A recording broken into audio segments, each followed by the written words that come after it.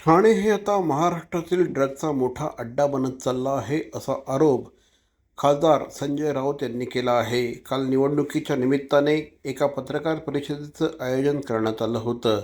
ठाणे महानगरपालिका निवडणुकीसाठी शिवसेना, उद्धव बाळासाहेब ठाकरे पक्ष, मनसे आणि राष्ट्रवादी काँग्रेस शरद पवार या महाविकास आघाडीचा वचननामा सोमवारी संजय राऊत यांनी जाहीर केला.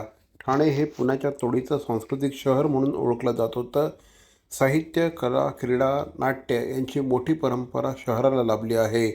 मंदिरांचं आणि तलावाचं शहर म्हणून देखील ठाण्याची ओळख आहे. मात्र आता ठाणे हे महाराष्ट्रातील ड्रगचा मोठा अड्डा बनत चालला असल्याची टीका देखील त्यांनी केली. ड्रग जर ठाण्यात मिळत असेल त्या ठाण्याचा सध्याचा बॉस कोण आहे? ठाण्याचं लॅरी झालंय का? धुरंधरमध्ये एक लॅरी नावाचं शहर, सगळ्यात मोठा कराचीतला गुंडांचा अड्डा कुठला असेल तर ते लॅरी शहर. आपण त्या सिनेमात पाहिलं असेल. त्यात एक रेहमान डकेत आहे, रेहमान डाकू आहे, तो या शहरात सुद्धा.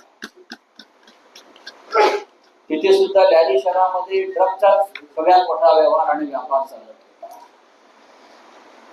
देवेंद्र फडणवीसांचं गृह खातं, इकडले पोलीस आयुक्त काय करताय? इकडल्या ड्रगची तार ही साताऱ्यापर्यंत गेली.